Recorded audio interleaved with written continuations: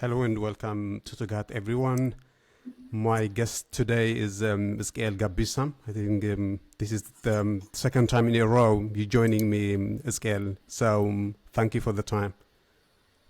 Thanks for having me. Yeah, so now you are at risk of becoming a friend of the show.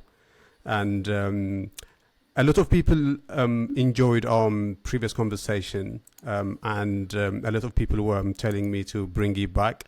So in a way, you're here by popular demand, and yeah, absolutely. One minor point that some people complained about in our previous conversation is that I wasn't deferential enough towards you because I was referring you by your name and not professor and all that. And as you know, people in Ethiopia are used to those honorifics, but I am more steeped into the Swedish culture. So not so much to you, but to our listeners, it's not out of lack of respect, but more out of convenience that I call people by their names. But thank you again for coming. There's a lot to get through, Ezekiel. And I think it would be we would be remiss if we didn't start with what is happening in Tigray. A lot of people are at a loss as to what is happening. The interim administration seems to have sort of fled, from what I could tell, to Addis Ababa, and nobody really knows what is unfolding in Mekelle and other areas of Tigray. What are you making of it? What is happening? Well, with regard to how you address me, that you were not deferential, I'm not coming here like in my capacity as a professor at the university. I'm coming here to proffer my opinions and analysis on the goings on around the Horn of Africa. So it's okay, and we're like friends. So continue to refer to me as by my name as I would. So it's not a lack of deference. I wouldn't take it that way. And if people in Ethiopia think that it is undeferential, it's not because of that. So I would prefer to be referred to as scared. So that would be fine by me. As regards to the Tigray situation, I think it is blown out of proportion by the players. What is at stake? What is really the issue that divided TPLF politicians? What is that one of the sides demanded, and what is the one of the sides refusing to cede? Well, at the core of it, maybe at the core of it, just this is really basically within the framework of Tigray. At the core of it, there is a difference of opinion about performance. To be honest, on one side, now just looking at it from within the context of Tigray, on one side, the TPLF, one side of the TPLF is suggesting that the Pretoria Agreement, which brought into existence the interim Tigray administration, is not doing its job as fast as possible, that the agreement is not implemented well. There is a lot that is being spoken about. Keep in mind that this was about for 6 months. The interim administration was actually established for 6 months, not for 2 years. Taken together, what is that the interim administration could show for its performance? Is it the DDR? Is it the restoration of Tigrayan territories? It's the return to the status quo ante? Is it the return of the displaced people? If you count those things, is the administration, the Tigrayan interim administration, is it doing its job?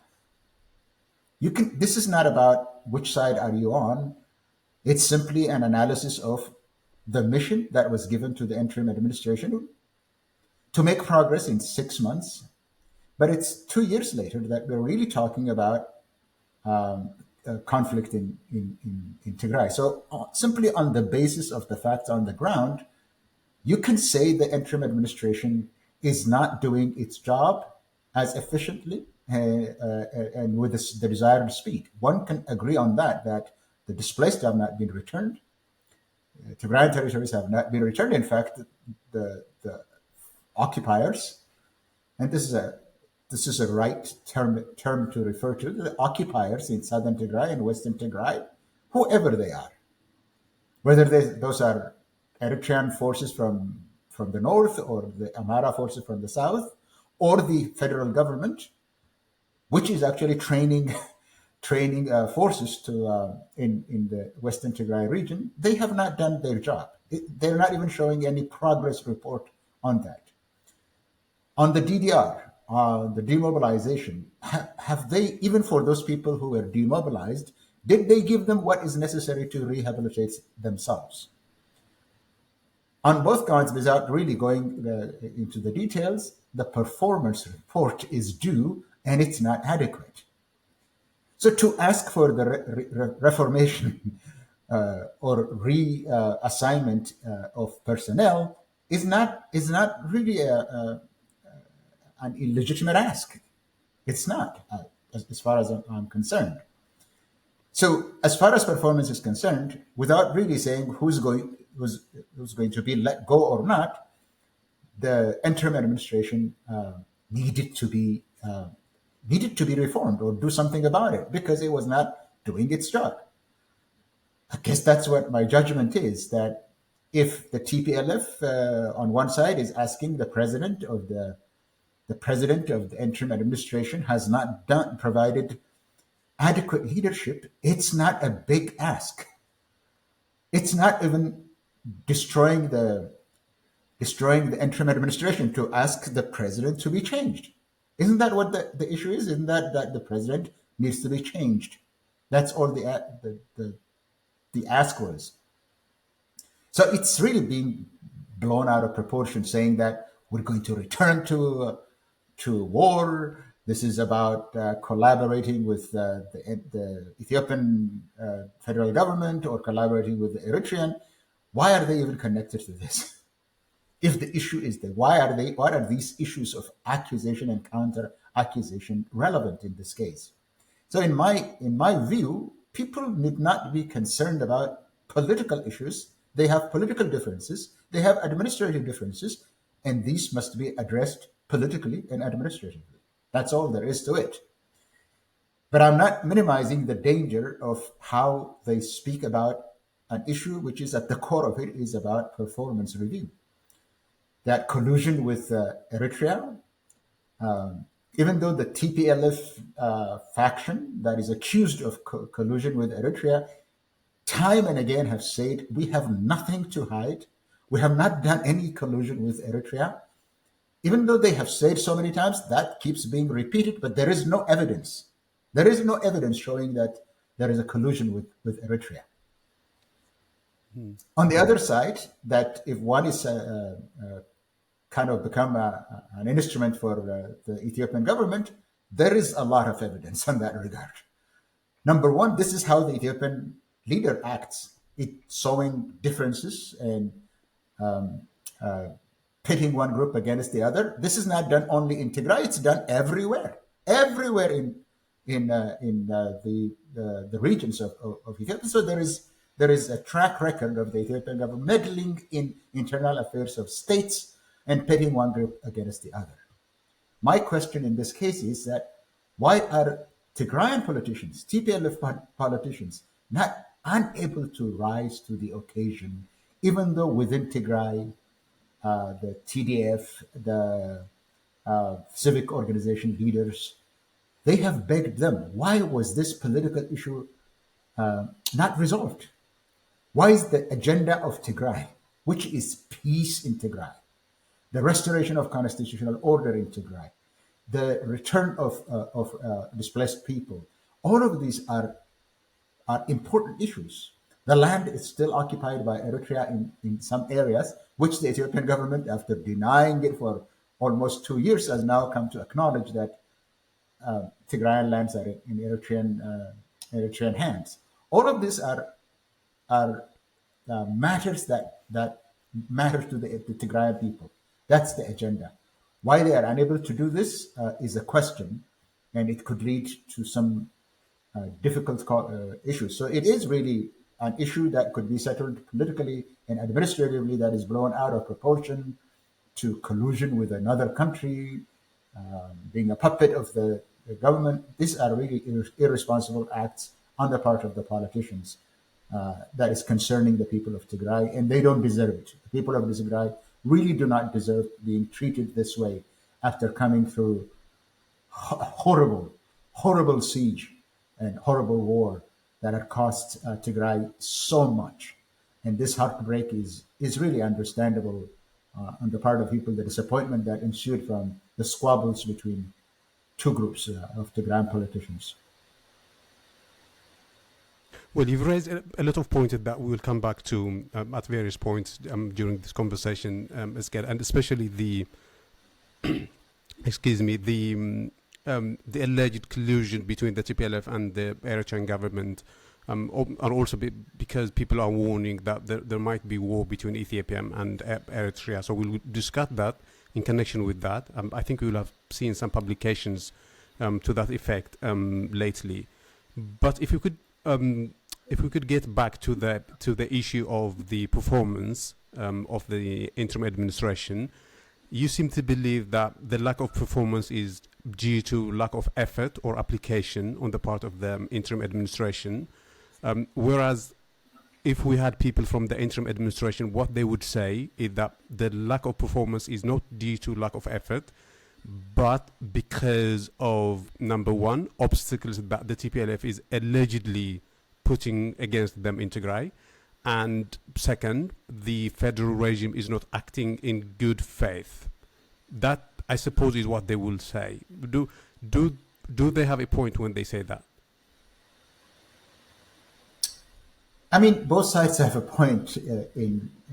So for me to sort that out and who is actually doing what because of what motivation is hard for me to judge.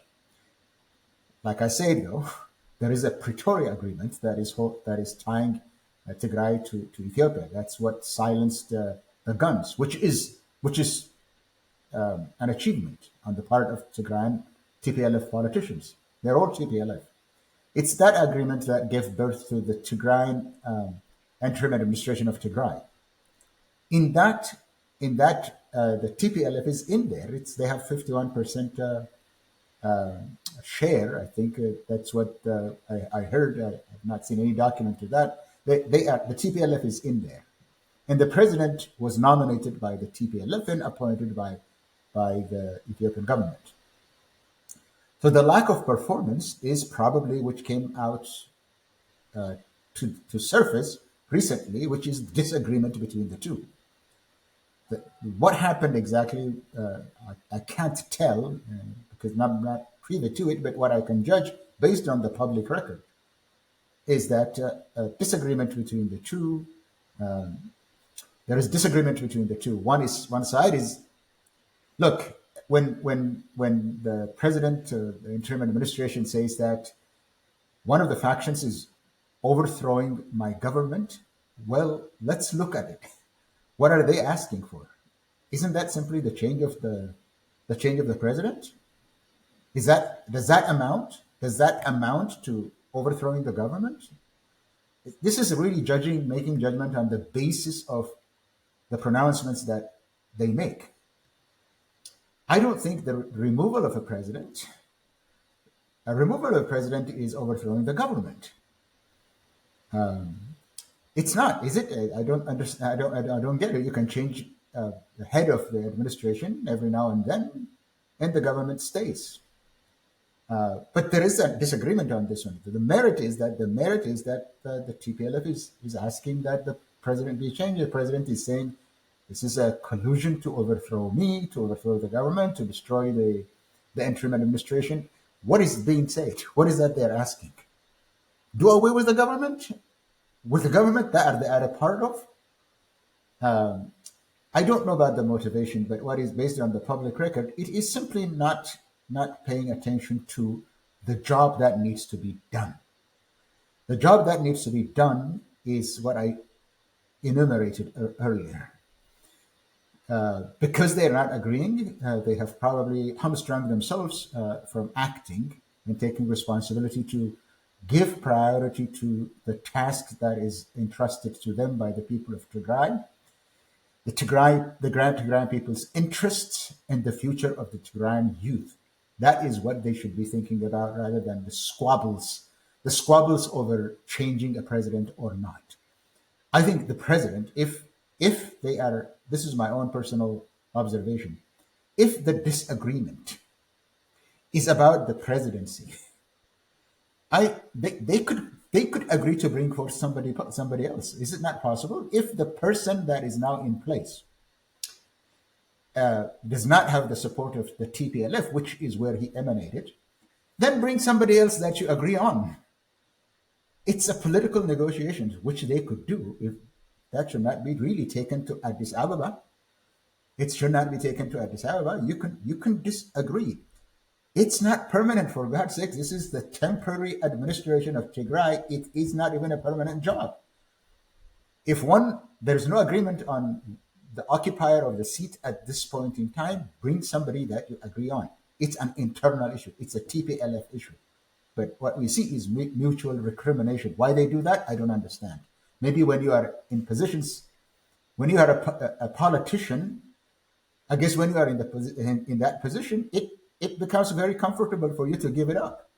And that's the ultimate definition of what corruption is, that you are advancing private interest when you are entrusted with the public trust. Maybe that's the reason. And I'm saying this not to accuse one or the other. I'm just saying that if you did not agree on the person that is occupying, get somebody that you agree on. I'm sure there is somebody else. I'm sure there is someone that they agree on both sides in the TPLF or somebody from Tigray. If there is only one person who could occupy that position, Tigray, it is a deeper problem than what we are seeing here. If there is only one person that could lead the interim Tigrayan administration at this point in time. Well, you ask rhetorically whether requesting for change of president amounts to toppling of the government. Now, the framework under which the TPLF and the federal regime are operating is the Pretoria Agreement. That is literally the only thing that connects them. And according to the agreement, the interim administration is a result of a negotiation between the TPLF and the federal regime. And not only can the TPLF change the president, again, in negotiation with the federal government, but it can also actually demand that the terms of the agreement itself be changed. So it actually has wider provisions. So in that sense, it's not toppling. It's in line and spirit of the agreement. But I suppose what the people in the interim administration would say is that is an excuse. The TPLF is putting is a spin that they are saying we want to change the government, the president, because he hasn't delivered. It is more that they have been unhappy that they have been removed from power, the Debrecyans of the TPLF, and that they are trying to come back to power. So this is a scheme they are using to come back to power. That would be what they, I suppose, would say, that people in the interim administration would say. I don't know if you want to sort of react to that, but just to provide information to our listeners, that is what they would say, I think. So what? If they came to power, why would that be the end of the world? I'm just saying the Tigrayan politicians, all of them on all sides, the issue is a political or administrative issue. And it should be dealt with politically or administratively. Negotiate amongst yourselves. Your comrades. You're entitled with the future of Tigray, to protect Tigrayans and Tigrayan interests. This should not be a point of contention. The interim seat should not be the point of contention in any way or shape or form. Resolve it. Resolve it if there is a disagreement, and disagreement among people is natural. Collision of attitude or opinions is natural. It's okay. And by the way, let me commend all of them that they have not killed each other yet because of this. They're still talking. Let me commend both sides. I'm also only saying that you could have resolved this issue because it's a matter of administration. If it's earlier, it was Debrecen that was proposed by the TPLF according to the Pretoria Agreement to be appointed by the Ethiopian Prime Minister. That he did not accept. That means that Debrecen cannot be put forth for another appointment, right? It's because it was rejected. Is there nobody in the TPLF who could be proposed that is acceptable to both? If there is another person, a younger person, who's not part of the old guard, there isn't another person who could take the place, and that's what I say, a much deeper problem. If there's only one person that could do the job for Tigray, because there must be others that you agree on. You know, if I were in that position, for instance, if I am the problem, I would resign. If people point out to me, fairly or unfairly, wittingly or unwittingly, I will give up that position and say, if I am the problem, I will give it up. Bring somebody else. Bring somebody else that you agree on. It was that simple. For me, it was that simple. That if I am an issue, then I'll vacate that position and fill it with someone that you agree on. Maybe there is something else behind that I don't know. For me, I'm just reading the public transcript, right? Maybe there is something behind that's going on from Addis Ababa that says, no, I have appointed somebody and I will not relent. I will not accept another. I don't know about that. I really don't know about that. I'm just looking within the context of Tigray. What should have precedence at this point is there is more to do, more important things to do for Tigray than fighting over who would be the interim president. What should trump both sides is that if there is disagreement and the person that is occupying the position, and I say that there is a performance review. There is a performance review. If you review that performance, you could say the interim administration, not just the president, the interim administration as a whole is not doing its job, so it needs to be reordered, restructured, repurposed. That's a public record as well, is it not? Is it not that the Pretoria Agreement has not made the progress that need to be made? At least returning the displaced? Aren't the displaced still in Shire? Aren't they still in Aksum? Aren't they still in Mekelle? Aren't they strewn everywhere? Aren't they vulnerable to all kinds of attack? Is their security settled? Aren't there more things to do, more things that deserve the priority of all of them? You're not doing your job as a group. As a group, you're not doing your job. That's a public record. As an administration this time. If the problem is disagreement between the two of you, remove those people that are the impediment to making progress and replace them by some other people. Why do they need to go to Addis Ababa to negotiate this? Why can't they finish it amongst themselves and say, this is where we stand? Tigray survived genocide because of their unity. That's why Tigray survived. The survival of Tigray was dependent on the unity of Tigray. That should be the priority for all of them. If it is the Debrecen and Getachew that are really reading the difference, remove both of them. Remove both of them. Bring some other people, deal with it politically and administratively is what I'm saying, but they're really escalating it to something else. Something else. I don't know why the issue of Tigray should be fought out in Addis Ababa. I don't know why the Minister of Foreign Affairs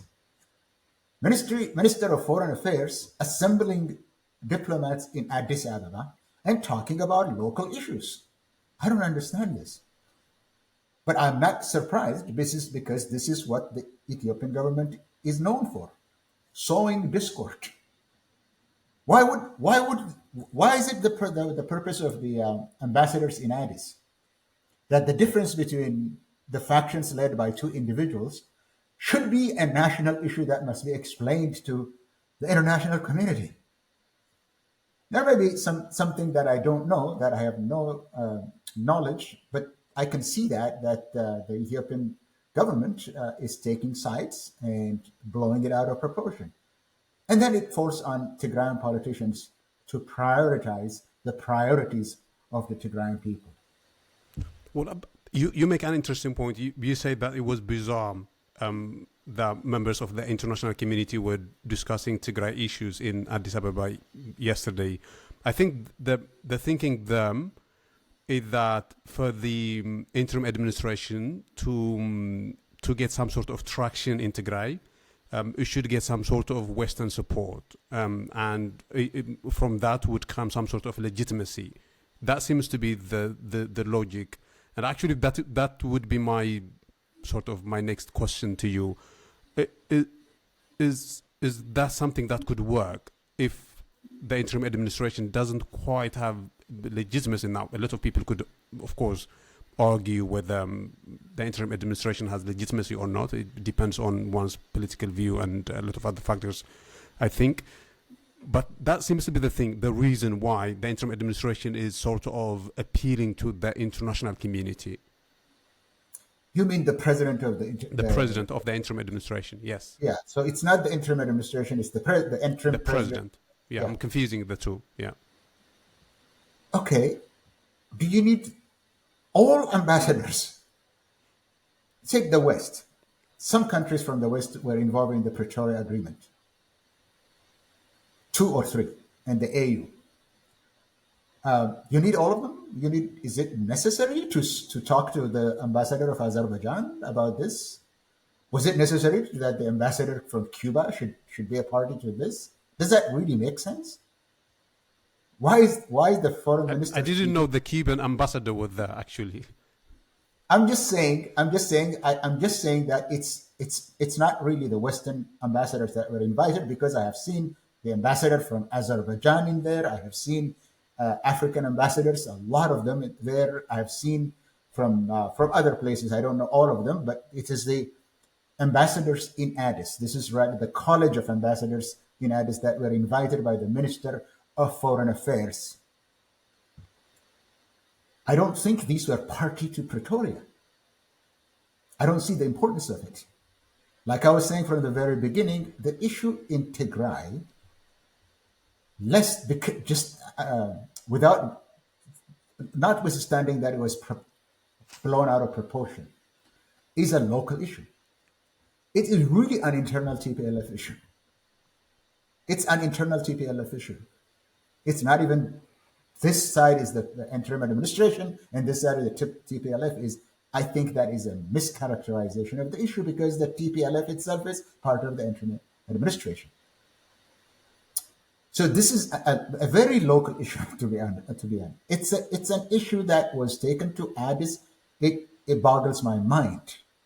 It boggles my mind, and I am a neutral observer on this from the distance. For me, it's an issue that the TPLF should have settled. Who should represent TPLF in the interim administration? It's an internal TPLF issue, but the TPLF itself is split. They cannot negotiate. They can't listen to the TDF or the TSF leaders.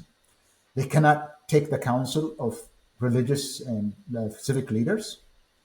So they are responsible for blowing it out of proportion and taking it to Addis Ababa. They are responsible. Now, I was saying even taking it to the Addis Ababa government was unnecessary. They could do it in Mekelle. It's not an Addis Ababa issue, it's a Mekelle issue. But now they have made it an international issue. It's not really the Western ambassadors, it's everyone that is there. Would they do that if there is some problems in the Somali region? Would international observers come in to resolve a local issue? Is that appropriate? For me, it's not. It's not. But as I said at the beginning, I think there is some dereliction of duty and knowing the limits of their own power and knowing the limits of their own time in power. There are that when I say there are important issues, more pressing issues for the people of Tigray, I think that is really a dereliction of duty to fight over who should be the president of the interim administration. It's interim administration, for God's sakes. It's only for a time. So no, I think it should not have been taken to Addis, and it really boggles my mind that it should be an international. It requires an international convocation to listen to the foreign minister. Why is it an issue of the foreign? Is that an issue about what is it? Unless the Ethiopian government now wants to accuse a faction of TPLF of colluding with Eritrea, and it behooves the international community to tell a faction of TPLF not to collude with Tigray. Are they trying to use this as a pretext to fight another war? Is the Ethiopian government really using this made up conflict in Tigray as a pretext to fight a war that they are already drumming the beat of in Addis Ababa? It's just a war that they want to fight, and they're probably using this as a pretext. Keep in mind, Taklai, the Ethiopian government that never acknowledged that the Eritrean forces are still occupying Tigray. Now, one after the other are coming out and say, oh yeah, Eritrea is occupying Tigray. Why is that? So there is something else, is what I was saying. But strictly within Tigray, I think we have discussed it as much as possible. It's strictly within the context of Tigray. But there are other issues, and that's what I see in this college of ambassadors in Addis, listening to local issues with the president of Tigray. To do what? For the ambassadors to save his seat? What is that they're talking to the ambassadors in Addis? The point is clear to me. The point is to say that the conflict in Tigray is fanned by Eritrea. So the Ethiopian government is ready to go to war with Eritrea. So they're just making the Tigray local issue a part of a larger conflict that they still want to fight. Well, I don't want us to get bogged down on Tigrayan issues, not least because there is a lot of ground that I think we should cover. But just one more point in terms of Tigray, Ezekiel. You say that the whole thing is being blown out of proportion, that it is sort of a storm in a teacup. And I understand why you would say that. Because for the past 2 years, actually Tigray has been an exception in Ethiopia, in that there has been something that you could say was a normal public political discourse. People debate and argue and criticize one another. And actually, if you didn't know more and just follow the media, you would think that Tigray was a democratic place, a country in the West. That's what you would think. And that would seem to suggest that it would be able to handle the current crisis as well. So that is one thing, and based on that, you could be tempted to conclude that it's being blown out of proportion. So I understand that. But I think the fear that people in Tigray have is because there are no strong institutions, and because it's easy for things to sort of collapse in Ethiopia in general, and in Tigray in particular, that this could be a harbinger of something bad coming, of war. And I think that is the dread that people in Tigray have, that this is a precursor to war. So if you have something to say about that, that would be wonderful. The precursor to war in Tigray? Yeah. Against Tigray, is that what you're saying? Or that could be other war? I mean, the war could sort of take various forms, but one form it could take is that there could be a proper split in the TPLF along the lines of the hardcore elements of the TPLF and the interim administration, and there could be something bordering on civil war. I think that is one worry that people have. The other is there could be war between Ethiopia and Eritrea, and Tigray could be the battlefield. Okay. Yes, I've already alluded to the fact that the Ethiopian government wants a larger war.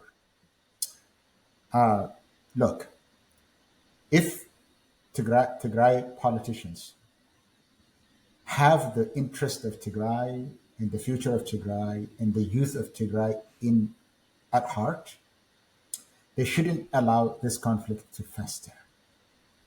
Even now, even now, I'm telling you, even now, if it's a personnel problem, I, as someone who has observed politics in Tigray and have intimately known the people of Tigray, the good people of Tigray, they don't deserve your squabbles. They don't deserve it. So you can resolve this.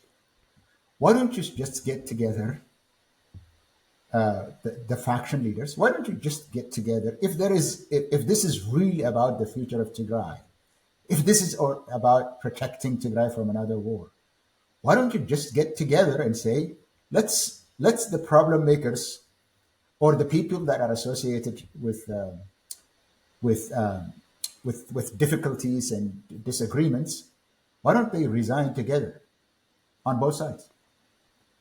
One, bring other people who are not tainted with these problems, and let them continue the Tigray problem. I'm just saying that if you talk and make the well-being and the future of Tigray, there is a way. If you want it, there is a way. You can simplify it. That's what I'm saying. Because the very start that I said this is a problem, an administrative problem that has gone awry. If war is what they do not want, and I hope both sides don't want war. Both sides always declare their commitment to the Pretoria Agreement that ended the war. I've not heard from both sides that they don't want the full implementation of the Pretoria Agreement. I haven't heard that. They accuse each other, but I haven't heard it. I don't think any soul in Tigray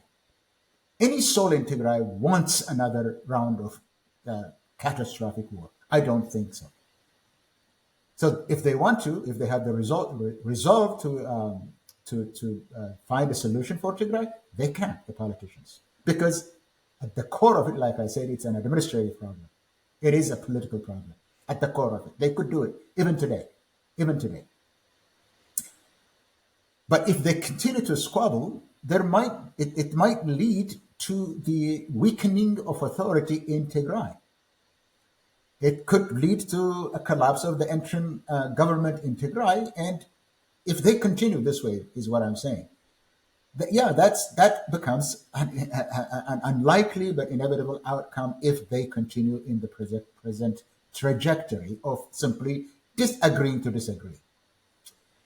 In the case of a collapse of authority or weakening of authority, lawlessness might arise in Tigray, which is already evident in Tigray, which is already evident.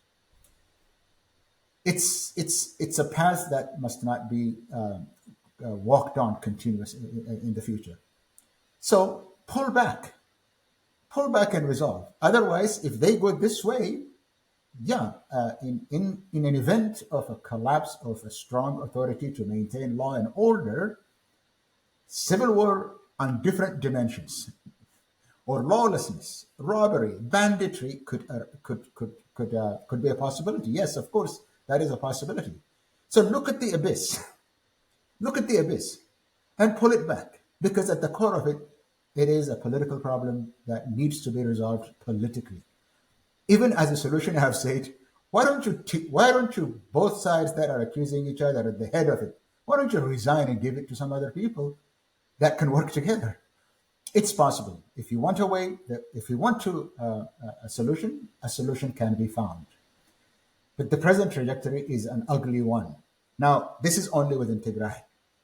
There is a larger issue. There is a larger war that the Ethiopian government is eager to wage. Well, of course, in that situation, Tigray could be the pawn in the fight of these gangbusters on both sides. It is, of course, possible. That also is possible. But keep your house in order for the sake of the people of Tigray is what I would say to the politicians. Well, I mean, Tigray is one big pit of of sad stories today. But I think that is as much as we're going to talk about it today.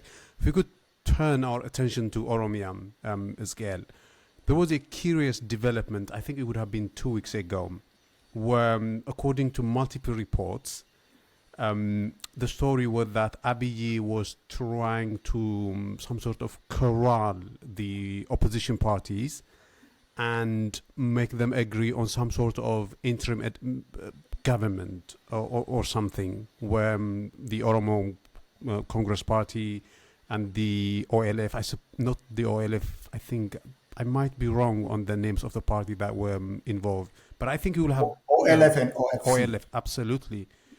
What was that? Well, yeah, I've heard reports that this was Abiy's manipulation on two manipulation, but with two goals. The motive for the political parties to come together, according to some news reports, is that there is a Northern Alliance. Northern Alliance meaning an alliance between Amhara forces and Tigrayan forces against Oromo. That Abiy was holding this before these two Oromo parties and telling them that, well, you can have some disagreement with me, but I'm still an Oromo government, and this Northern Alliance is going to topple Oromo government. So, yeah, I will give you whatever you want, and let's form an alliance against number one on this issue. I'll come to other issues. On this issue that the OFC and OLF are going to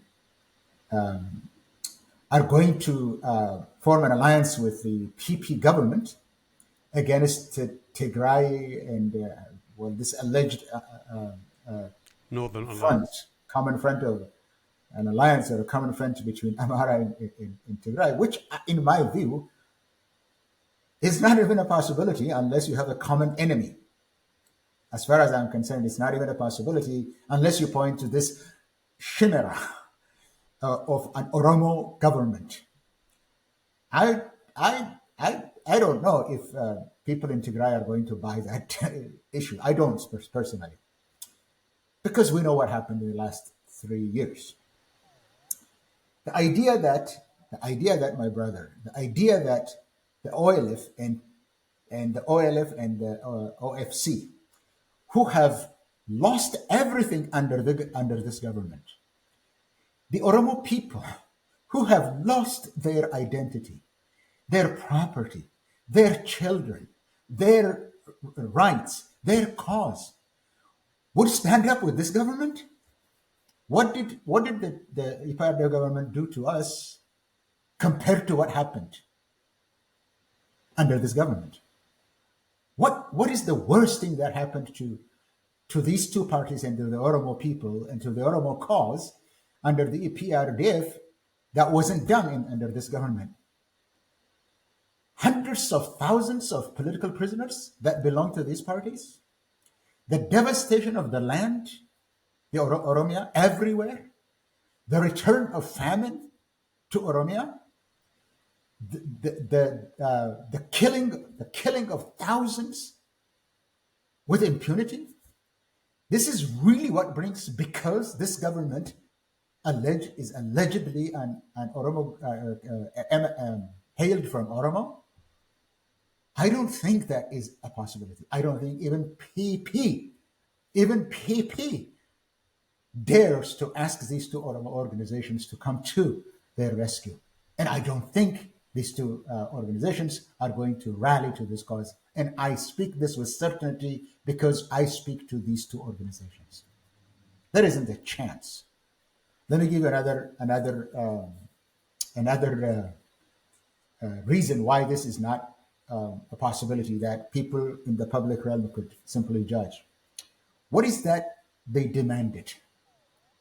What if that these two parties actually demanded, perhaps to negotiate with the Ethiopian government? They demanded Oromia has no peace. There is no peace in Oromia because of the conflict that had raged in Oromia for now 6 years, since the beginning of this administration, before any war. Before any war. They started it in Begi in Western Wallaga. Then they went to Sidama. Then they went to Tigray. Then to Amhara. That's what they did. They started it in. So Oromia, parts of Oromia, the west and the central parts of Oromia, is a devastated land. Devastated land. For five seasons, Oromo farmers in this conflict area have not been able to work their land, have not been able to harvest their land. Malaria. Malaria is back. Malaria that was eradicated is back. In some places, food security is at the highest level because of the 5 seasons that they have not worked the land. Why would Oromos ally with this government? It is this government that came to power that did the most damage to the Oromo cause, the Oromo people, and why would they do this? These two parties are the ones that oppose this government before everybody else. Keep in mind, let listeners listen, keep in mind, it is these two parties that were in the forefront opposing the postponement of elections. They were in the forefront opposing the election and withdrawing from it. They were in the forefront opposing the national dialogue and not participating in it.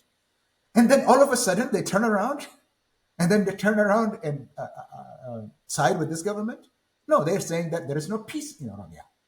They're saying that we need peace, and the the Oromo Liberation Army should be part of the solution, and it should be part of the interim government that will be needed to bring Ethiopia.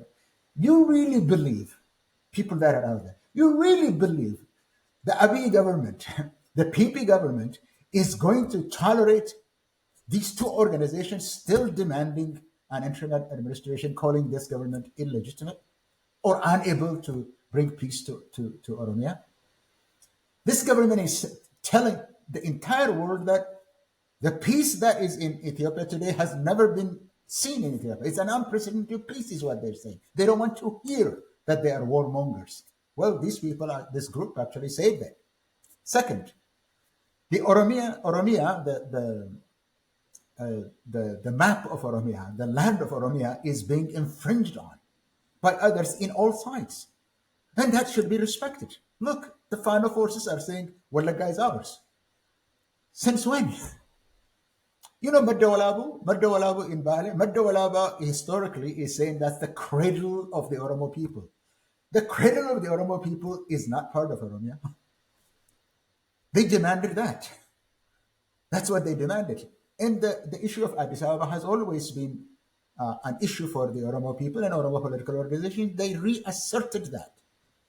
Third, the unity of the Oromo people, they said, it has been threatened. The Oromo are divided by this government, by the politics of this government. So we need to come together to our foundation of Gada civilization, which unifies us all. That's what we need. Fourth, the nations and nationalities in Ethiopia who live in Oromia are our brothers. They do not need Fano from Oromia, because this is what the Fano is putting forth, saying that they are going to protect the Amhara who live in Oromia. They said, no, you're not going to come here and to protect them. We are the ones that are going to protect. It's the Oromia government and the Oromo people who have lived in equality and peace and harmony with other peoples, and we will continue that. That's the point that they raised. And finally, regardless of what people say about the Oromo dominate the federal government, this group, these two political parties, and the 16 civic organizations that participated in this, and the 5 university professors that presented the paper, what they said is that the federal government is still dominated by other areas. The Oromos do not have enough representation. Who in the world believes that in their twisted mind the PP would make the Oromo cause, their own cause. If that's the case, then if people had bought into this, then people have a reason. But I don't think that had happened. I don't think that had happened. And I've spoken to the Abagadas, I've spoken to the university professors, I've spoken to the religious leaders, I have spoken to the two-party leaders. There was no PP present there, none whatsoever. Regardless of what some news organizations said that Berhanu Jula, Shimelis, and Adanich were there, it is a lie. They weren't there. They weren't there. I can assure you. Regardless of what some Oromo organizations are saying, that there were 5 security and 6 ENDF representatives clandestinely or physically there, it didn't happen. It just didn't happen. It just didn't happen. So it's a lie. What's happening in Oromia, if that's what the question you're asking me, what's happening in Oromia is death, distraction, mayhem, famine, disease. That's what's happening, and drones, and that's what's happening in Oromia today. Well, and you're saying that the politicians who took part in that meeting were driven by a desire to stop this destruction. I think one point that people were sort of surprised by from the report that I have read and from the public commentary is, why is it that seasoned politicians like Merara Gudena, for instance, trusted Abiy when they know how Abiy operates? Because as all of us know, the way Abiy operates is he takes on an entity, he creates a chasm down the middle, and he pits sort of the two parties of the sort of splintered groups, and that's the way he operates generally. And that the idea that he would bring together Oromos and create an environment for them to discuss and to come up with solutions is against the spirit of how Abiy operates generally. So that was, I think, one of the aspects why people were surprised. If I'm clear. What are they surprised at? Abiy did not assemble them. Mm-hmm. What is that? What is the surprise that the fact that in the today's climate, why did he allow them to assemble? That I don't know. Why did he allow? The notion that he is. I think just to sort of to give you more input, I think Marara gave an interview in which he said that he didn't know who organized the whole thing and he didn't know who was funding it, and that would seem to suggest that the regime was behind the whole sort of orchestration. He didn't say that. Marara didn't say that, and their press release do not mention that. What he said was, I don't know where the issue started. Maybe it would be the OLF, where the idea came from. But once the idea came forth, we put together an organizing committee. Representatives from the two parties and representatives of the Gada organizations, they were a part of it. They are the ones that organized the conference. They organized the conference is what Marara said. So he didn't say that I don't know anything about it. All he said is once the idea originated with the OLF, we put together an organizing committee. Second, what he said was that the notion that this was actually run, that the meeting itself was run by PP representative, which he repeatedly refuted, is that there were 3 people, he said. One from us, from the Oromo Federalist Congress, one from the OLF that run the proceedings, and one from the Bagada organization. And I can give you even the names of the people that actually presided over the meeting. He didn't say that. He never said something like that. This is actually, there is a press release that they put out which says this is how we've done it. So the idea originated with the OLF. This is what they have been doing since time immemorial. And now that their people were released some 3-4 months ago, they came up with the idea. They proposed it to the Merara group. The idea originated there. But then they formed an organizing group that went around the country. And I can tell you that members of or representative of this organizing committee who traveled to Bali and other places were imprisoned for 5 days by the government from January 25th to January 30 because they traveled there. So no, Merara didn't say that. Professor Merara never said that. And for all people to see the press release by both organizations, the joint press releases and their separate press releases says that we own this. Merara was acutely aware of the fact that there were news organizations who claimed that they had an insider's report and reported that uh, uh, they were there for 3 people from the PP were there. It was reported in news organizations. He refuted that. They were wrong. And I have myself communicated with them that your report is wrong. It was wrong then. It's wrong now.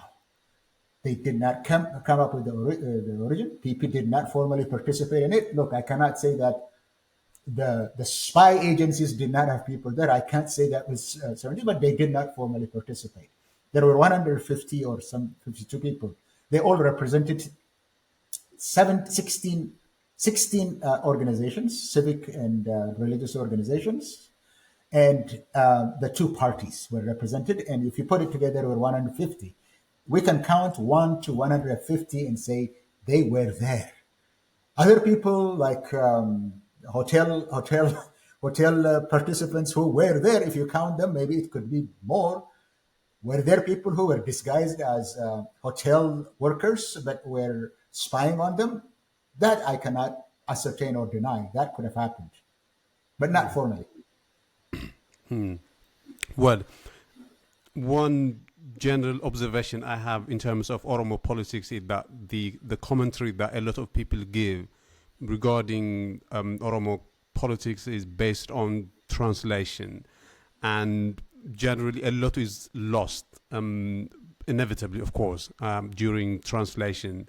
And I think people should take that as a serious problem. And maybe one solution is that people should take the Afan Oromo language and study it. I think that is the only sort of proper solution to the problem. I'll give you one more reason for the distortion here. One more reason, and I don't blame others for this. Just like you see in Tigray or other places, Oromo organizations also are not on the same page.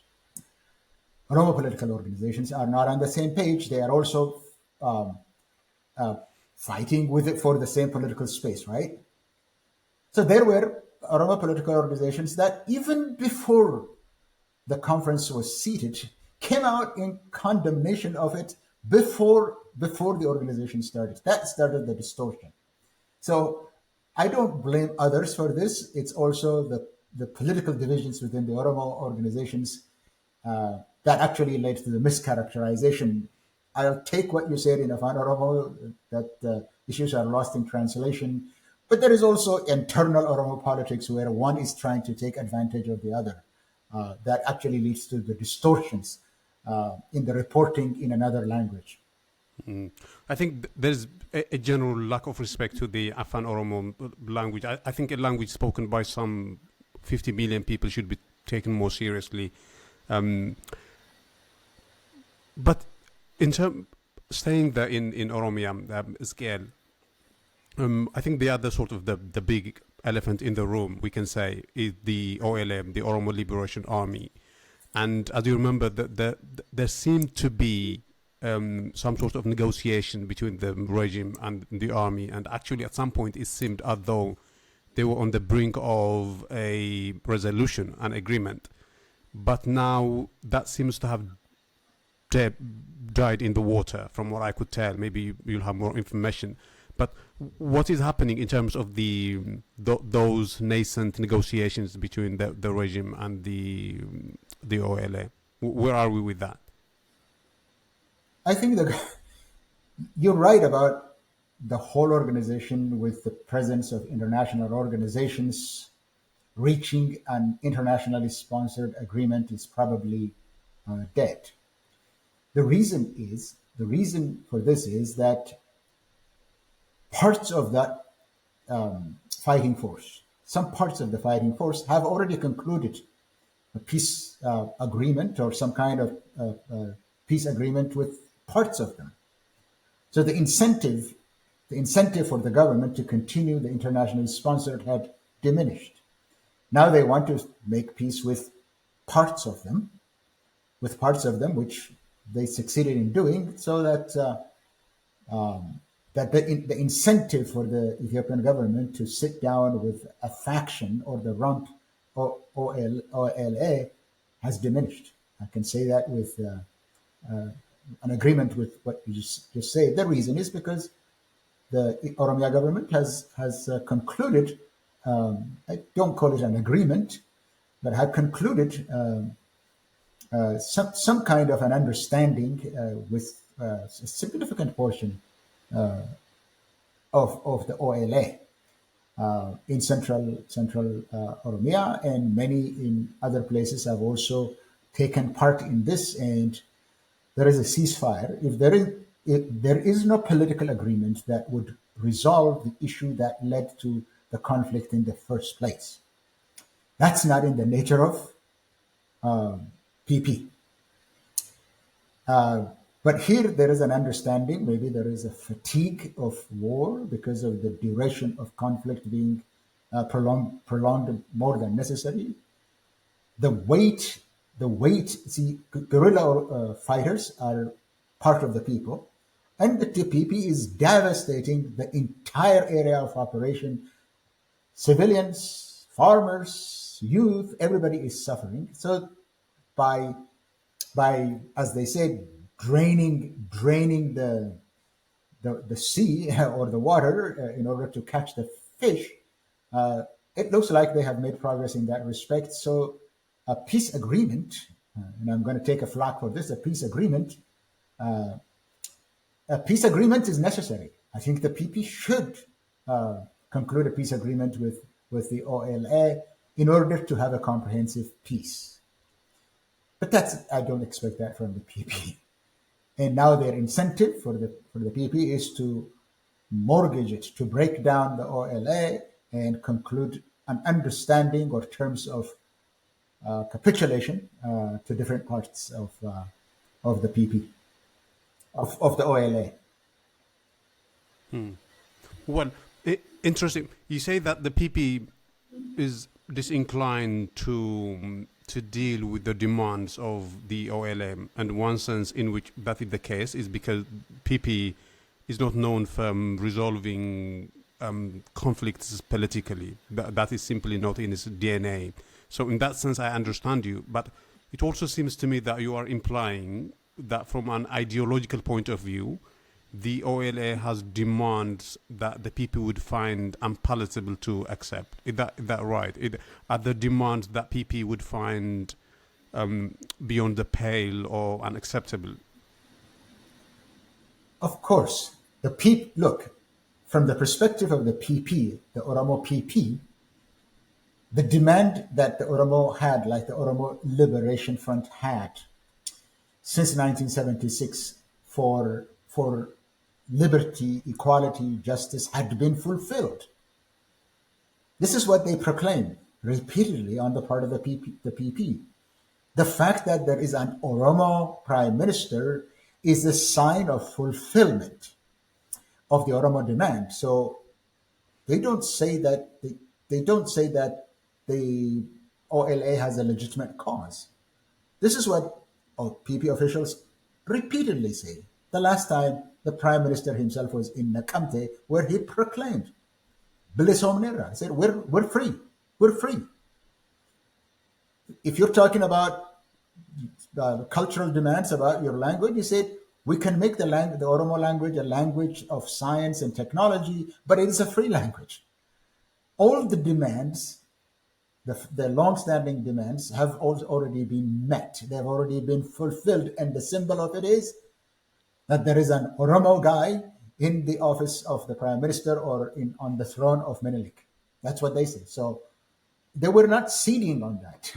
The PP, even in their negotiations with the OLA, were not really reaching the issue of addressing the fundamental demands of the Oromo cause. They were negotiating on some political grounds, on sharing power right now, and then returning the political demands into the peaceful political arena. So, in effect, just like the Pretoria Agreement was a ceasefire, keep in mind that this was a ceasefire, a permanent ceasefire, right? The political issues were not even resolved. The political issues that led to the Tigray war have not been addressed, in the agreement. It's the same thing.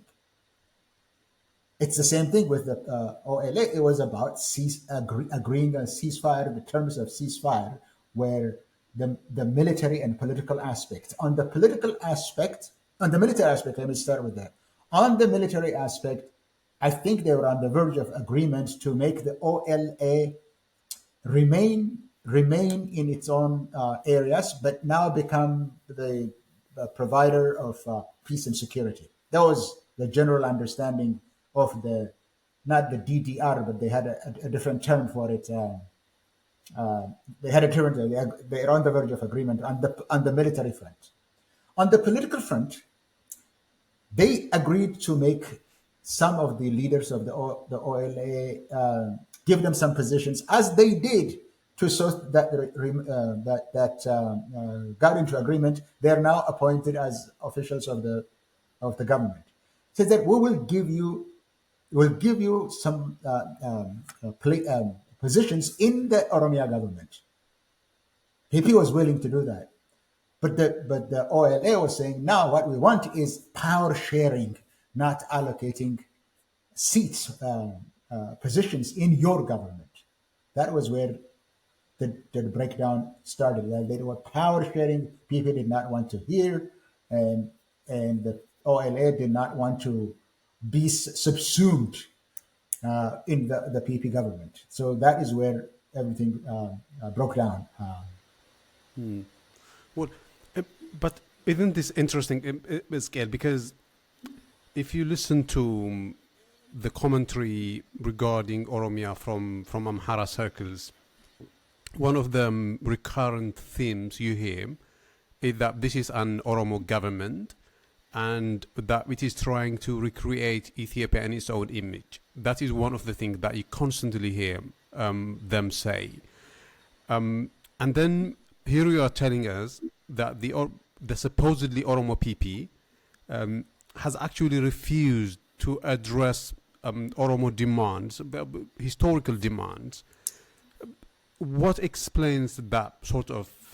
It's a sort of paradox on the face of it, right? On the other hand, you know, it's being characterized as an Oromo government that is trying to recreate Ethiopia in Oromo's image, and then you have, on the other hand, it's not actually addressing any of the legitimate Oromo's demands, and it seems very strange to me, this state of affairs.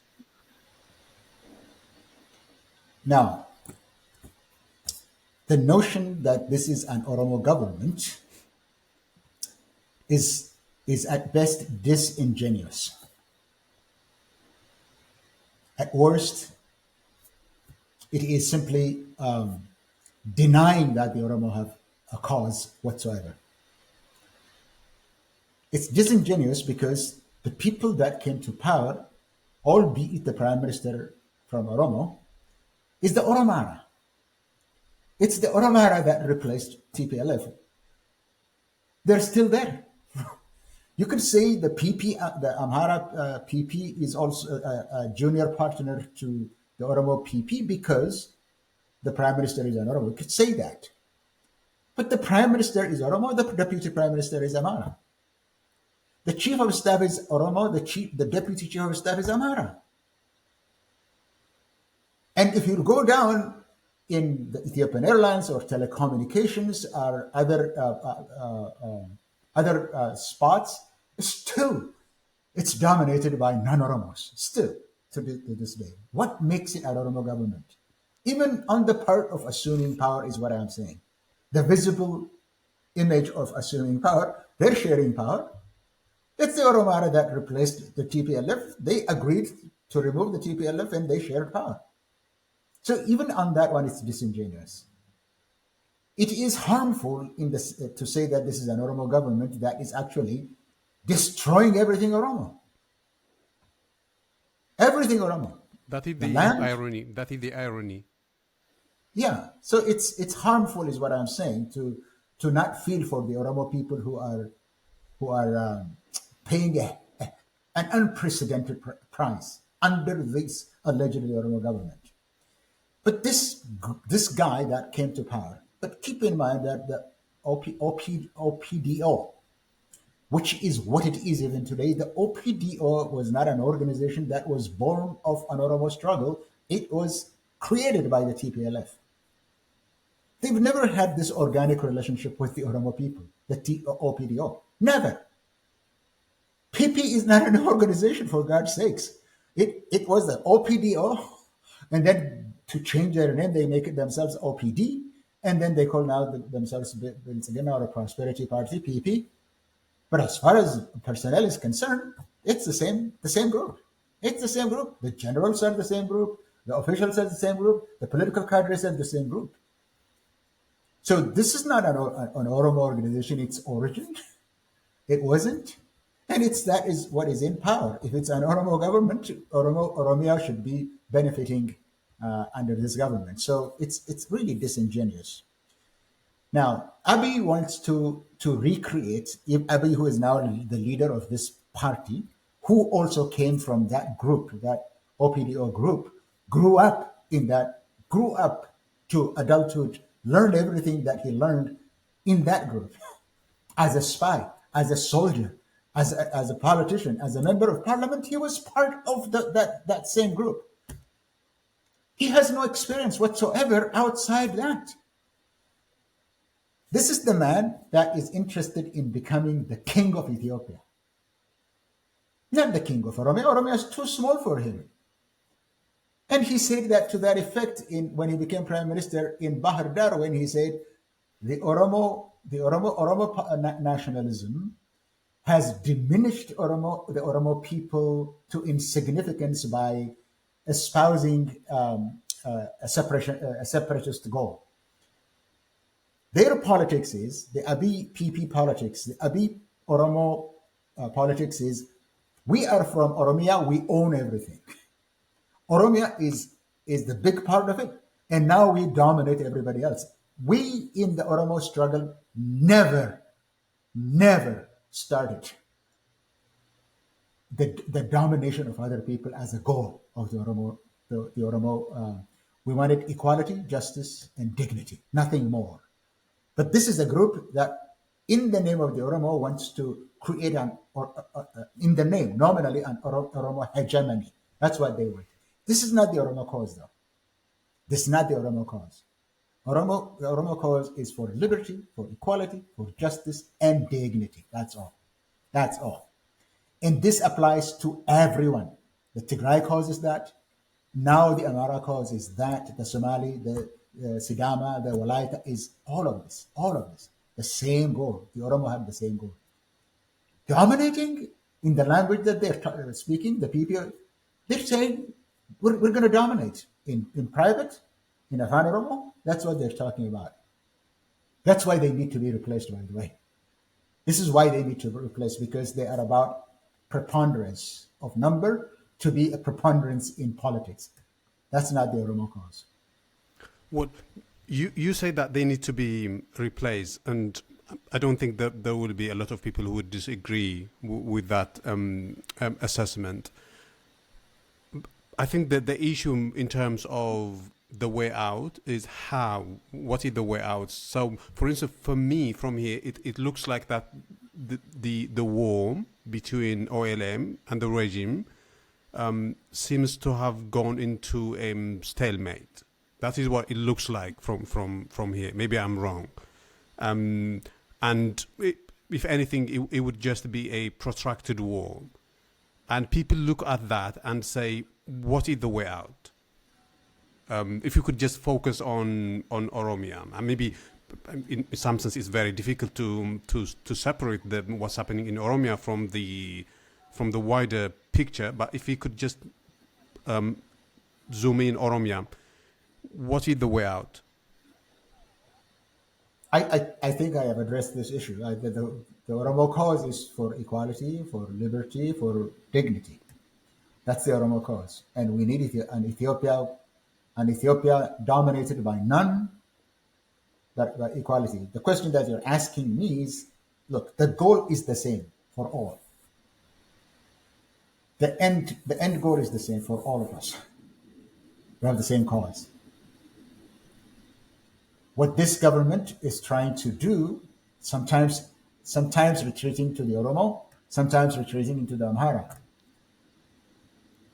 Was the Abiy government, did the Oromo, did they marshal the Oromo, the Oromo as in their war against Tigray? Who came out and saying that Abiy is a messiah, is the Mahdi? Who supported him initially in his catastrophic war? Who supported him in his consolidation? Oromos? You know, everybody knows where all of that came from. So whenever he wants, it could be Amhara. Whenever he wants, he could retreat to Oromo. And whenever he wants to fight against Eritrea, he wants Tigray. He wants the support of Tigray.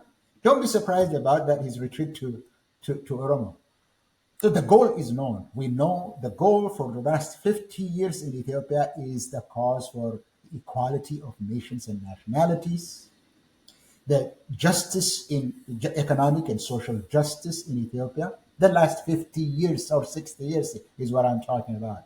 And democracy for all.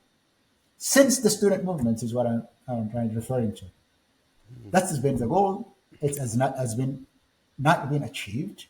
And there is a reversal today in even from the progress that was made under the EPRDF. We've gone back 50 years. This is untenable. This must go. The question you're asking me is how? You're asking me a question about tactics and strategies. Well, that's not something that I can, but if there is an agreement that this should go, either through popular uprising or political work or negotiations or whatever means that it takes, the domination, the hegemony of the Oromara PP, let me add one thing to that. See, all of these officials that are now ruling Ethiopia came from INSA. They're INSA. It's also an INSA hegemony. They came from the same group that Abiy had been preparing for a long time. This is their clients, his clients from Oromo and Amhara and others, the man's clients in government. Even as a government, this personalist dictatorship should not last. If there is an agreement, then sit down and strategize with all of these people who have the same goal. It's not for me to discuss tactics. I completely understand, but part of the reason why I asked you how is because there are discussions about whether the tactic employed to remove the EPRDF could be used now. And some people say that for all the brutality of the EPRDF, and I'm not trying to minimize the suffering caused by the EPRDF in Oromia, but relative to the PP, it was more restrained. It didn't pull the trigger at sort of at will, the EPRDF regime. But now, if people were to use the same tactic, for instance, the Kero movement and youth protests and everything, it would be devastating. That's what I hear them say. And therefore that we need a new strategy, a new tactic. Now that is part of the reason why I asked you, is this something that is in the sort of active conscience on the Oromo political discourse today? One of the leaders of the Kero revolution was I think I've lost you. Can you hear me now? Yeah, if you could restart. Yeah, I think I had lost you for a moment. Yeah, if you have Yeah, heard one of me. the leaders of the Aero Revolution was Jawar Mohammed, and he's been in Europe and in the United States talking about the need. Look, keep in mind under the PP, the Oromo political community being chopped to pieces. The Amhara political community had been chopped to pieces. The same in Tigray is happening today after the genocide. And everybody knows who's doing this. Everybody knows who is behind all this mess in Tigray. This has been the doing of now. The Cairo was tried once against the TPLF or TPLF led EPRDF. And this is the group, the EPRDF. First, the TPLF for 70 or 30 days, they met and decided to say that we've been wrong. We've done some terrible things and we need forgiveness. EPRDF did the same thing. Are you going to be able to do this under this government that has no qualms of using drones, which did not exist then? Drones against its own citizens. It's a question. So the tactic that was used against another government might not be amenable to the situation that we have today. I'm not saying ruling out it's impossible. I'm just saying these are the facts. But because these political communities in different, in the Oromo, Amhara, Tigray, and other places have been chopped to pieces, they need to get together in the first place. Just like I was prescribing for the TPLF politicians, say, you have blown this out of proportion. It's out of your hand. You need to come together. I think many in the Amhara and in Oromo, they need to come together first. Let me say that in terms of tactic. In terms of tactic, come together and realize that the situation is totally untenable. It's untenable in the sense that what it is trying to do is unachievable. Ethiopia is not going to be a monarchy again. It cannot be a monarchy in a centralized state. It's a goal that is totally unachievable. And I say that with confidence because of the resistance in Tigray against this centralization and reimposition of a monarchy. Again, the resistance had made it impossible for this to come to fruition. It's not going to happen. The resistance from Oromia is against centralization. The resistance in Sidama that erupted when they were asking for demand that led to the 160 people being gunned down is the resistance to centralization and unitarization of the state. This government is pursuing unachievable goal. It's not going to succeed. It's going to lose. Its lies are coming to the attention of the international community because I was reading yesterday the Economist's report on self-sufficiency. It's lying. This government is lying and lying to the top of its lungs this week. Going to a factory that was established by the Derg and saying this is ours. Going to the Somali area and talking the irrigation that was started under Haile Selassie was started by them. They're really lying to the top of their lungs because they have nothing else to do. They can't. And there was the story Understand this. about the Huh? apple orchard. I don't know if you have seen or yeah. Exactly. Yeah. I mean, I could write a book on their lies. I'm just using it. They just cannot govern this way because the goal that they're pursuing is unachievable in Ethiopia, and that has been already proven. Paid a huge price in Tigray, but it's been proven that it's unachievable. But it's pushing. It's pushing because it is a kleptocratic, kakistocratic state. That's just what it is. All the bad governments that you can imagine, a kleptocratic, kakistocratic, personalist, dictator, authoritarian applies to them. It applies to them. They can't succeed. Understand this. So come together in your own areas, whether in Tigray, whether in Sidama, whether in Oromia, come together. And then bring these two groups together, and you can start like a popular movement for peace, a movement for peace. That is really important. A peace movement could be brought together. What is working for this government is that it's a fragmented political community everywhere. You want to get to start it? Well, stop the fragmentation, the bleeding. Stop accusing each other.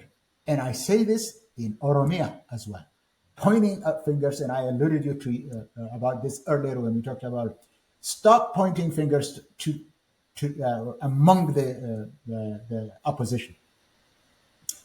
Come together, put your differences together, because what is more important today is the existence of your people in all of these areas. Then we can fashion out what kind of state, what kind of government do we want. We can talk about that because we already outlined the demands: liberty, freedom, justice, equality, and dignity.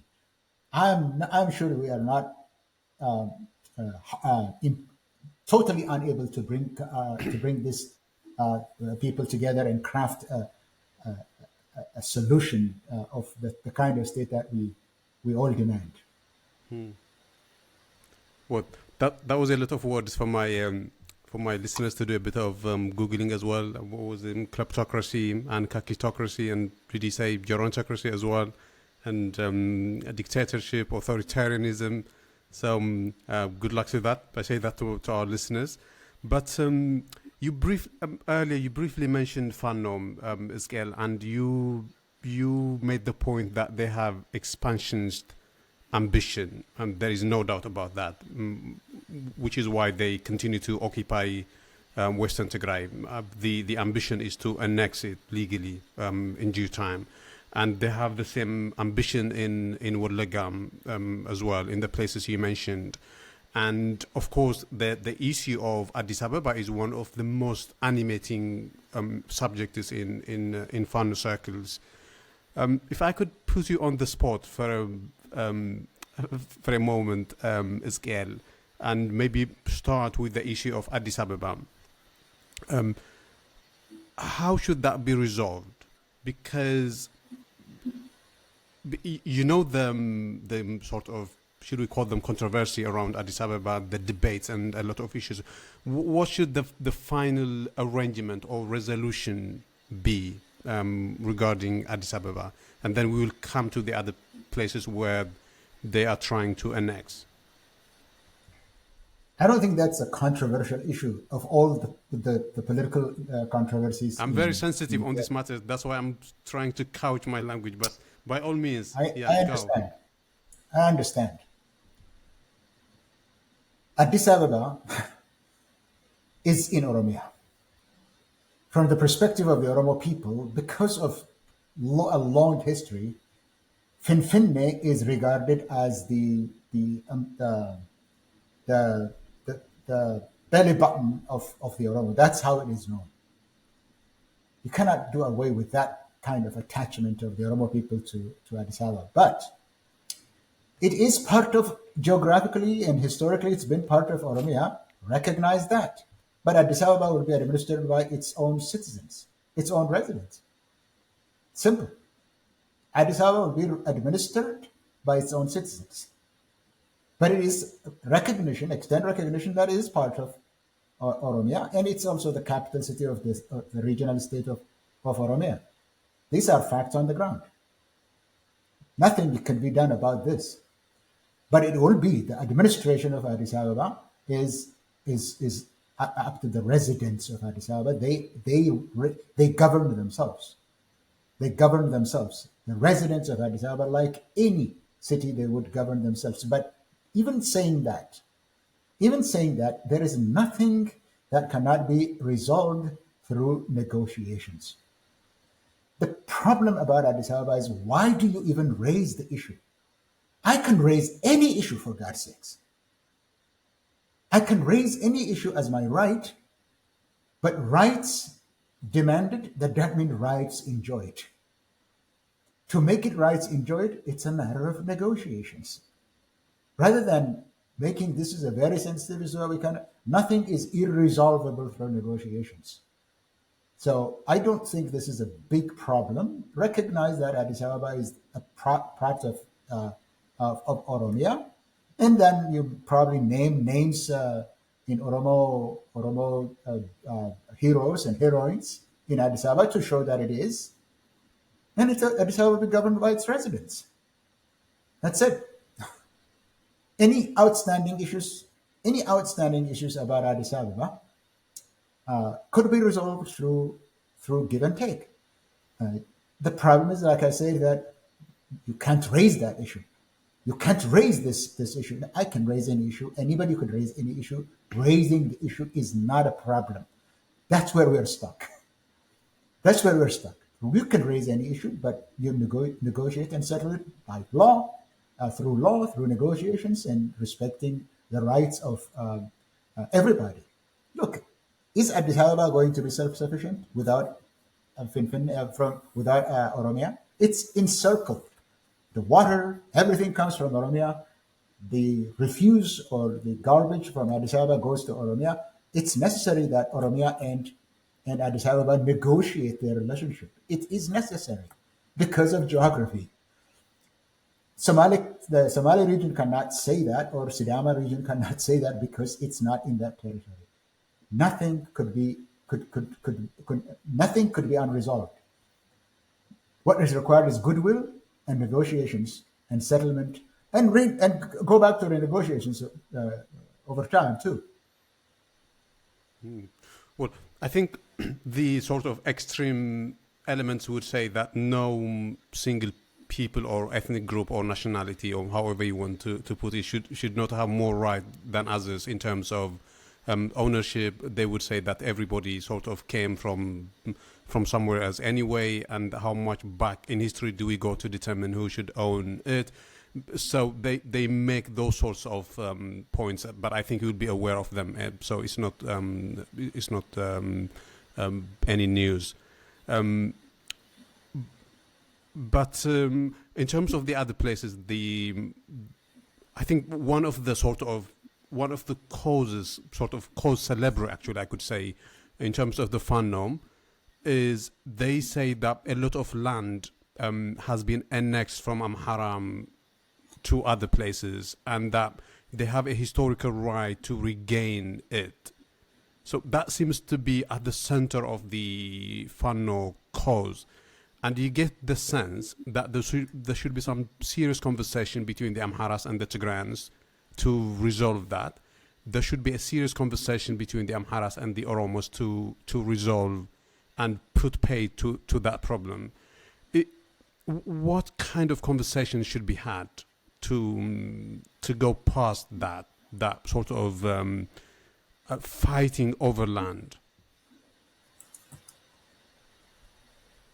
Some 30 years ago, these same people that are now saying this land or that land belongs to Amhara were denying that there was an Amhara ethnic group altogether. Right? They were denying that there was no Amhara. If there was no Amhara historically, then how could Amhara have a land, claim to any land? How? This is the same people. They say, for instance, Western Tigray belongs to Begemidir, assuming that Begemidir referred to Amhara. But you know what Begemidir was? Begemidir means Bejamidir. It means it belongs to the Beja. It doesn't belong to the Amhara. That's what it was. They don't even know that Begemidir actually meant Bejamidir. Right? Now they say that it belongs to them. It's Raya, they say it belongs to us.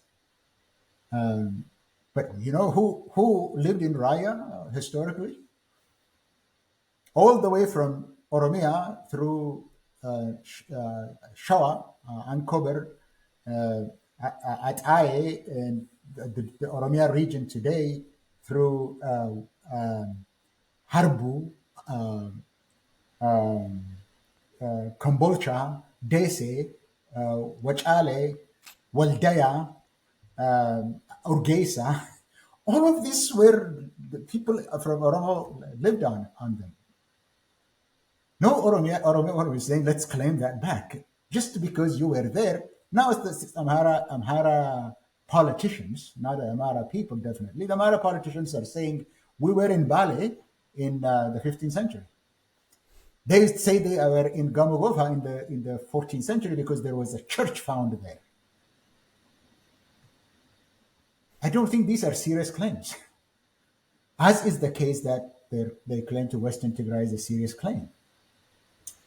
So the expansionism is not something that is pulled out of thin air. The expansionism is still in play. They claim Wallaga is Damot. Damot, which existed 1,000 years ago. Damot is ours, or some other names that they. Yeah, we can't live that way.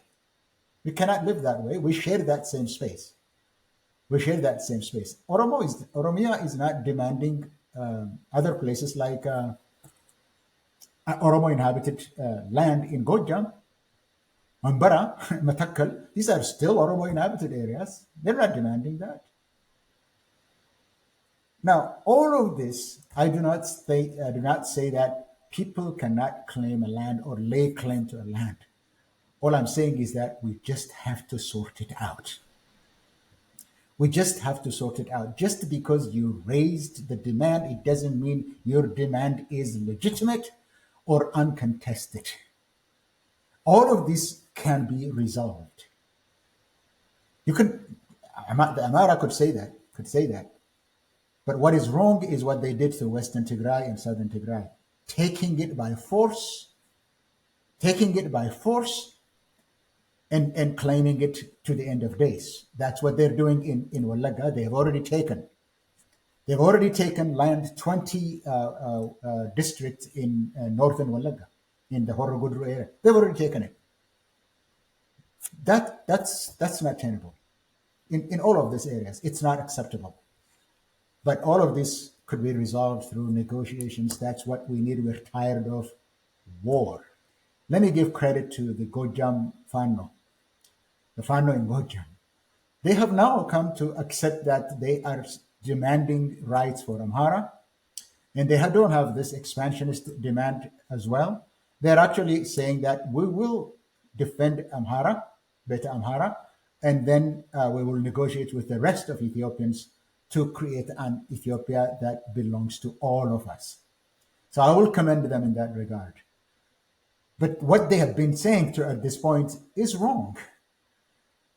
But Ethiopia that belongs to all of us, that's the only way out. And how do you get that to that? Only through a social contract, through not once and for all, but negotiated all the time. Well, final issue I want to detain you over, Ezekiel, and I will let you go. I think the issue of Ethiopia and Eritrea. Now, as you will have noticed, there has been a lot of war drums. I think it was the former Ethiopian president who wrote an opinion piece for Al Jazeera, saying that there could be war between Ethiopia and Eritrea. I think the Ethiopian regime subsequently said that it was on his individual capacity rather than on behalf of the regime. And there was another publication, I think, on Foreign Affairs a couple of days ago, making the same point, that there could be war between Ethiopia and Eritrea. And you could sort of sense it in the air, that there is some tension, and it all revolves around the issue of port. Abiy Ahmed seems to be sort of determined to get sea access by any means necessary. Now, as you know, he first tried with Somaliland. It doesn't seem to have worked. He tried it with Somalia. I don't know what's happening there. Maybe it's something that we could talk about. But maybe we could start with Eritrea. What is happening between Ethiopia and Eritrea? Is it something that is being blown out of proportion again, or there is something serious there? No, it's not. It's not a. It's not a bravado. It's not a braggadocio on the part of anyone. I need to be careful about this because people are going to say that you're pro-Eritrean in this case. I think Eritrea has settled its score in Ethiopia in the last war. They had issues with TPLF, and to weaken TPLF, they devastated Tigray. There is no remaining agenda for them. What remained was destroyed by the Pretoria Agreement. Eritrea wanted complete control, complete distraction of Tigray. They didn't get that because the Ethiopian government was scared that Asmara and Amhara are going to gang up against it. So they did not want to destroy the TDF. They wanted it as a buffer between the two. That's what led to the Pretoria Agreement, and that's my personal view. I don't think there is a desire on the part of the Eritreans to seek war against Ethiopia. This is my view. But Ethiopia does want war with Eritrea because they declared that they need a port, a sovereign port. This is what the Ethiopian government repeatedly declared. They confuse people by using access to the sea, which is legitimate, but they also demand a port, a sovereign port, because Ethiopia needs a navy. Of course, you need a port. A port if you have you can have a navy if you only have a littoral, a harbor, where you could permanently station your navy.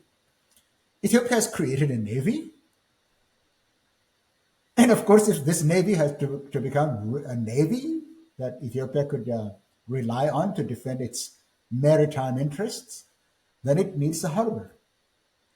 We know that the harbor, the MOU with Somaliland was undone by the Ankara declaration. To that effect, the Ethiopian Prime Minister and the Chief of Staff had traveled all the way to Mogadishu to underscore the fact that they're not going to raise the issue of sovereign port without the knowledge of Somalia. They've said that. They've already declared that. So MOU that was trumpeted as a God-given, a God's intervention, a miracle that this government had achieved, and actually had healed the brokenness that was wrought on Ethiopia by the TPLF and EPLF. All of that has gone to naught right now. It doesn't exist. They haven't considered that in public. Just to add a minor point. They have considered that in public when they say they respect the territorial integrity and sovereignty of Somalia, and that they will seek any access to the sea with the Somalia government. That is basically a face-saving statement, but it is exactly the same statement that the MOU is dead. That's what the Ankara declaration did. And I was actually saying, in addition to the Ankara declaration, the Ethiopian military chief had traveled to Somalia to underscore that issue. The Ethiopian prime minister hastily had traveled to Somalia to underscore that same issue. They have declared it. This cannot be interpreted any other way, but let me add this to you on that issue. There was no MOU. There was no MOU. They talked about it, but there was nothing that was signed between Somaliland and Somalia, even at the beginning. Remember, the day they say signed, they're going to sign another agreement in a month. Have they? Have you seen the MOU? Has anybody seen the MOU? But whether it existed in writing or not, at this point in time, it's been abrogated, it has been superseded. by the Ankara Declaration in terms of a declaration, and by the pronouncements and statements by Ethiopian military chief and Ethiopian. They say they're going to respect the sovereignty, the unity, and territorial engagement. Actually, these are the three words: the unity, sovereignty, and territorial integrity. That is concession that the MOU is basically dead. So they shifted. The focus was shifted to the original one, which is when the prime minister talked about the science of water, the color of water, and all those things about fish and the chemistry of water. On the day that they declared we need a port, a sovereign port, on the day that he made that announcement, that in the subsequent days, Ethiopian officials were taking pictures and saying this is asset. The Oromia government president were saying next year we're going to have our Eritrea at the Red Sea. They've said that. All right. Now it's serious because did Shimelis at one point not say that he was going to own was it the Indian Sea? I think I could be wrong, but he said something to that effect.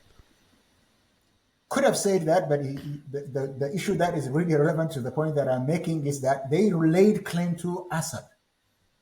After the prime minister declared his intention, the intention of his government, which was sidelined for some time because of the MOU, has now gone back to Assad. So they are mobilizing. The scale of mobilization, the speed of mobilization, and the deployment of forces on both sides suggests that conflict is imminent. And I think the Tigrayan general who knows this issue, Tzadkan Gebre Tensai, had already said that it's going to be inevitable. So we see it on the ground. We also see the rhetoric by Ethiopian generals, Ethiopian officials. I think yesterday, the commandant of the Eastern Command, who is actually conducting operation in Gojam, had said that we're going to have to conclude the operation in Gojam because we have another mission, a more important mission.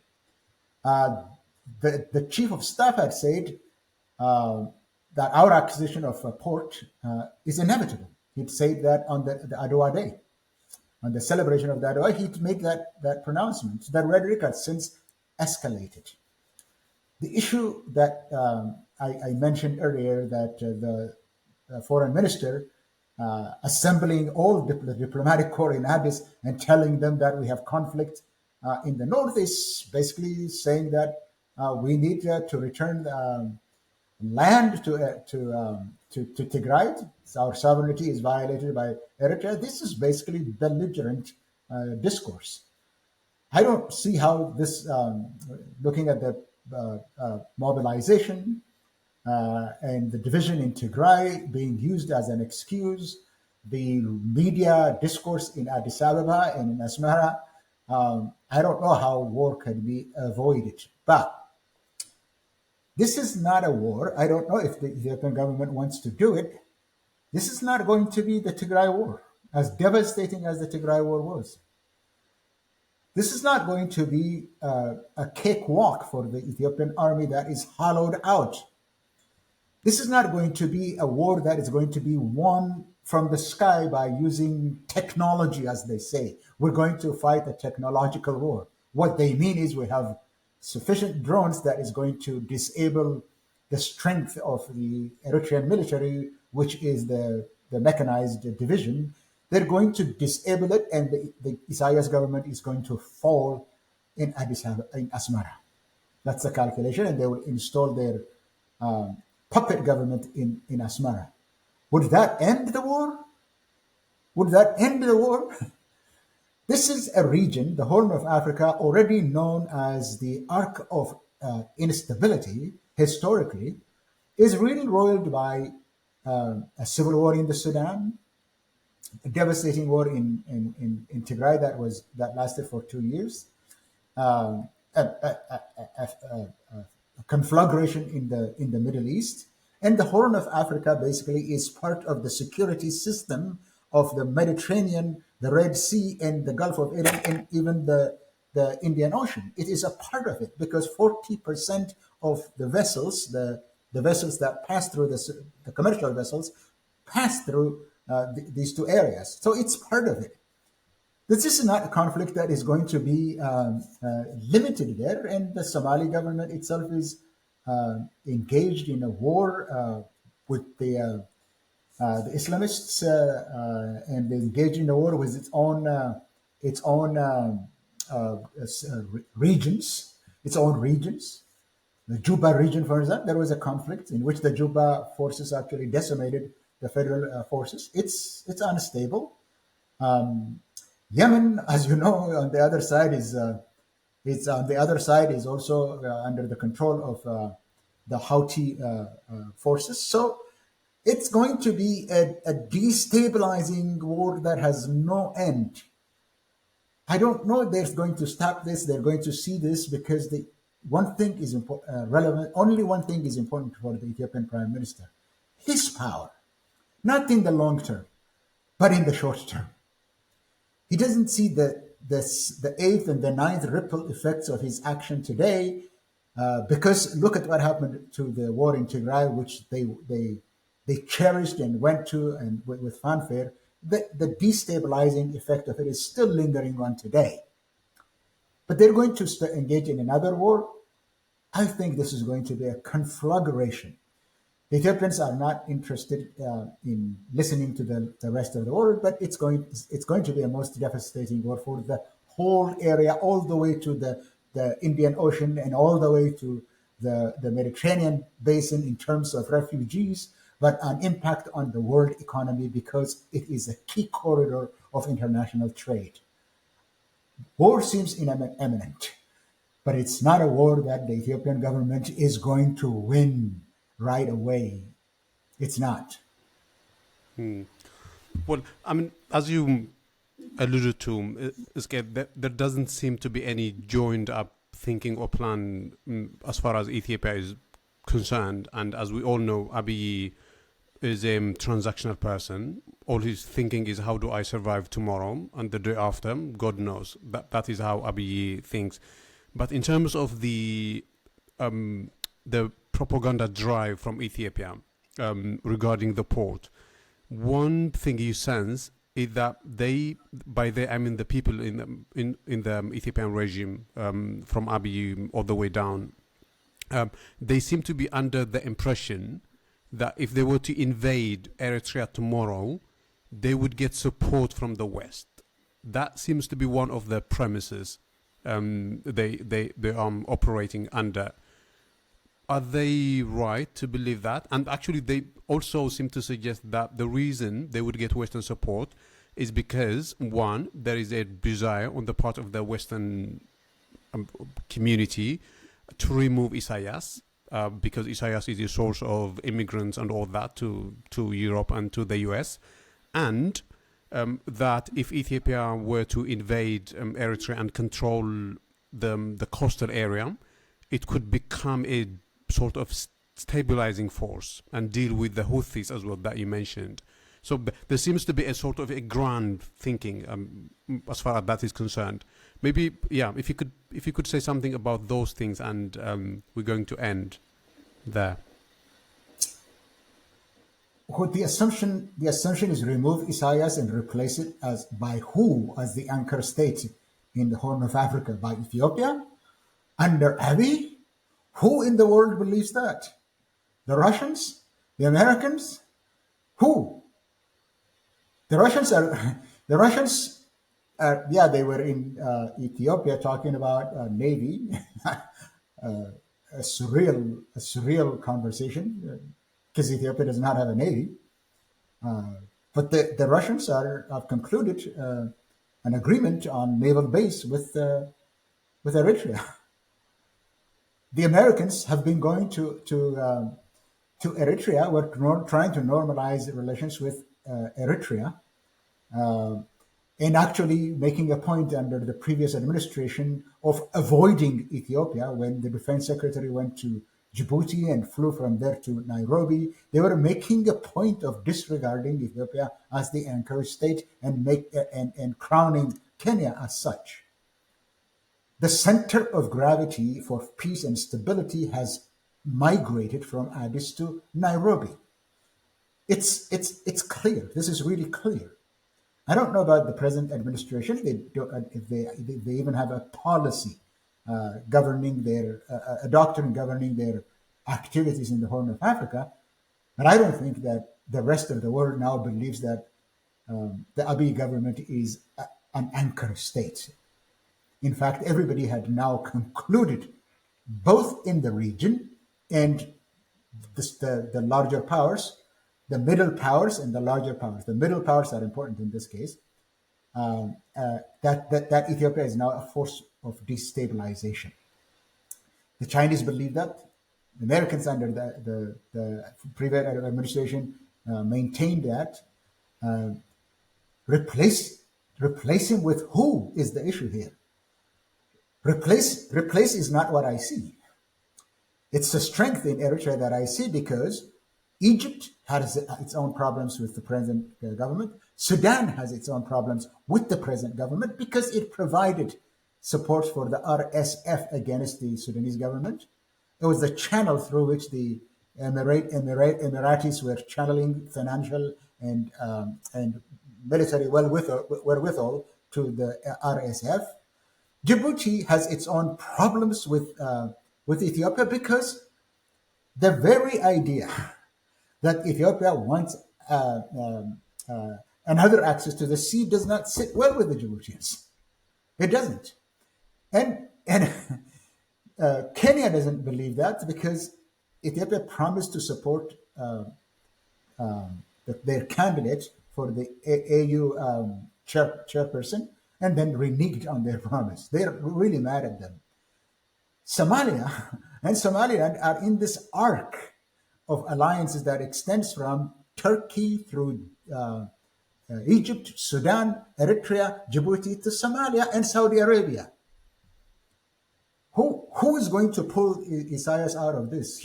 Look, as brutal as he might be, he is as predictable and as reliable as you can get. Right? I don't buy that idea that the West wants to remove him. See, democracy is not the goal for the West or anybody else.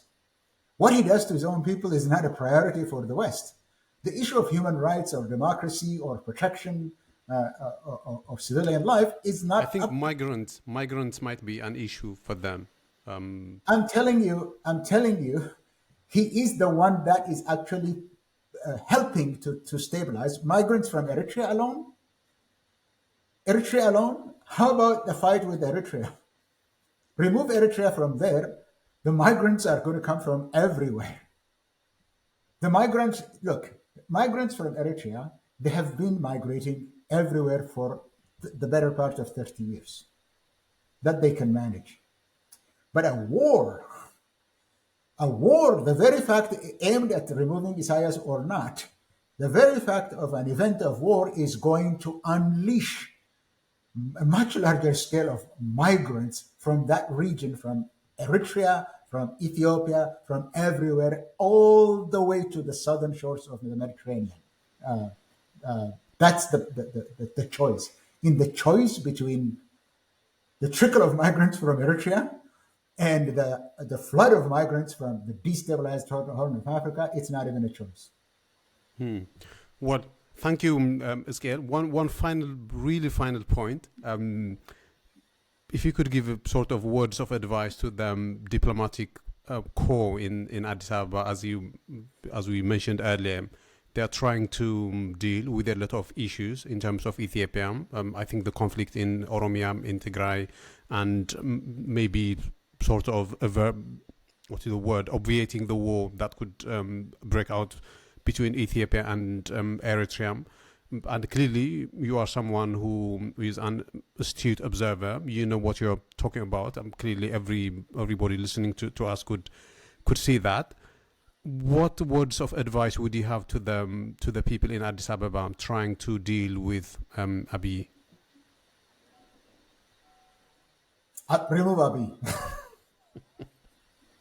That was succinct. I like that. Thank you very much. Thank you.